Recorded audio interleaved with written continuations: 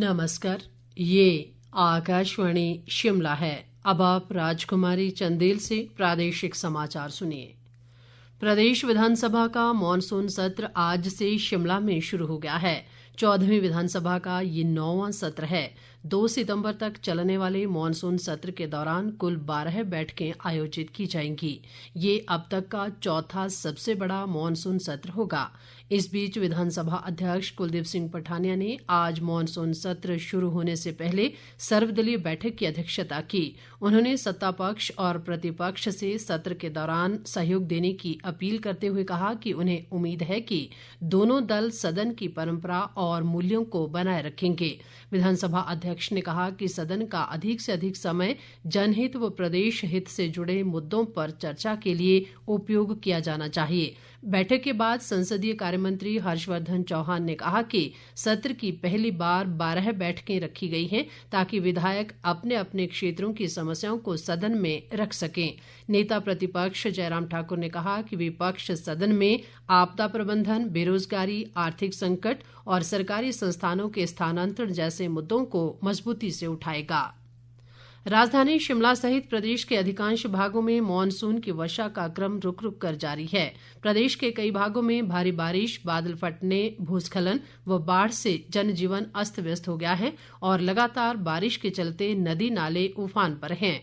मंडी जिला में पंडोह बांध से अतिरिक्त पानी छोड़े जाने के कारण ब्यास नदी का जलस्तर बढ़ गया है। शिमला मंडी मार्ग पर तत्तापानी के पास सड़क का हिस्सा ढहने से वाहनों की आवाजाही बाधित हो गई है और सतलुज नदी का जलस्तर लगातार बढ़ने से इस सड़क को क्षति पहुंची है और इससे सुन्नी तत्तापानी का मुख्य पुल भी खतरे की जद में आ गया है। सिरमौर जिले के पांवटा साहिब में यमुना नदी उफान पर है, जिससे NH 707 पर आवाजाही बाधित हो रही है और कई रिहायशी इलाकों में पानी घुस गया है। जिले में गिरी जटौन डैम से भी अतिरिक्त पानी छोड़ा गया है। राज्य सरकार ने लोगों से नदी नालों से दूर रहने की सख्त चेतावनी जारी की है। इस बीच मौसम विज्ञान केंद्र शिमला ने आगामी 24 घंटों के दौरान प्रदेश के अधिकांश इलाकों में भारी बारिश का येलो अलर्ट जारी किया है। बाकी समाचार अंतराल के बाद।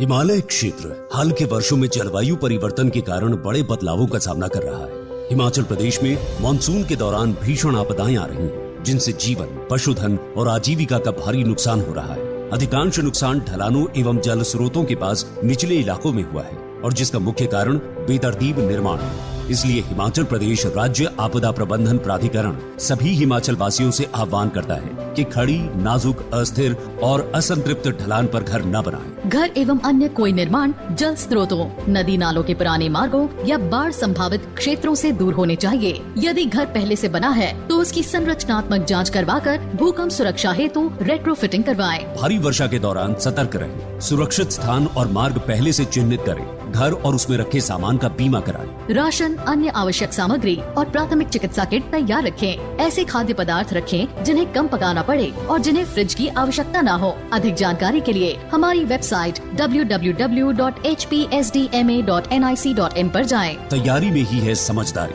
हिमाचल प्रदेश राज्य आपदा प्रबंधन प्राधिकरण द्वारा जनहित में जारी। बाकी समाचारों में लोक निर्माण व शहरी विकास मंत्री विक्रमादित्य सिंह ने आज शिमला जिले के सुन्नी में भारी वर्षा से क्षतिग्रस्त थली पुल का निरीक्षण किया। इस अवसर पर उन्होंने कहा कि यहां नए पुल का निर्माण किया जाएगा ताकि भविष्य में लोगों को आवाजाही में किसी प्रकार की कोई दिक्कत पेश न आए।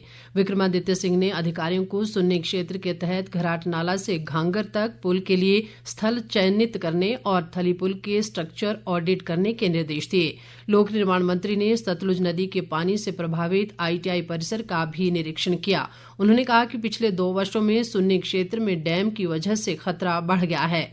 इससे पहले विक्रमादित्य सिंह ने सुन्नी में अस्पताल परिसर में प्रस्तावित क्रिटिकल केयर यूनिट का औचक निरीक्षण भी किया। उन्होंने कहा कि क्रिटिकल केयर यूनिट केंद्र सरकार द्वारा प्रधानमंत्री Ayushman Bharat health infrastructure mission की मदद से बनाया जाना प्रस्तावित है। यहां पर 50 बिस्तर की व्यवस्था होगी। इसी के साथ ये समाचार बुलेटिन समाप्त हुआ। हमारा अगला बुलेटिन आप सुन सकते हैं सायं 6 बजे। नमस्कार।